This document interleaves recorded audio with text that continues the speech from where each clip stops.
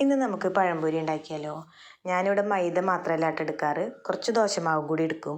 അപ്പോൾ നമുക്ക് നമ്മുടെ പഴംപൊരി നല്ല ഫ്ലഫി ആയിട്ട് പൊന്തിയിട്ട് കിട്ടും. അപ്പോൾ നിങ്ങൾ വീട്ടിൽ ഇതുപോലെ ഒന്ന് ഉണ്ടാക്കി നോക്കുക. ഇഷ്ടപ്പെട്ട് കഴിഞ്ഞാൽ ലൈക്ക് ചെയ്യാനും സബ്സ്ക്രൈബ് ചെയ്യാനും പ്രത്യേകിച്ച് കമൻറ്റ് ചെയ്യാനൊന്നും മറക്കരുത് കേട്ടോ. അപ്പോൾ നമുക്ക് വീഡിയോ കാണാം. ഞാനിതിൽ മണത്തിനായിട്ട് 2 ഏലക്കായ പൊടിച്ച് ചേർക്കുന്നുണ്ട്. അപ്പോൾ നിങ്ങൾക്ക് വേണമെന്നുണ്ടെങ്കിൽ മാത്രം അത് ചേർത്താൽ മതി കേട്ടോ. ഞാനിവിടെ ഒരു മണത്തിനൊക്കെ വേണ്ടിയിട്ട് ചേർത്തതാണ്. അതേപോലെ തന്നെ നിങ്ങൾ എടുക്കുന്നതൊക്കെ മധുരമൊക്കെ നിങ്ങളുടെ അളവിനനുസരിച്ച് എടുക്കുക. അതുപോലെ പഴമായാലൊക്കെ നിങ്ങൾ അതുപോലെ നോക്കിയിട്ട് എത്ര ഉണ്ടെന്ന് അതിനനുസരിച്ച് കുറേശ്ശെ എടുത്താൽ മതി.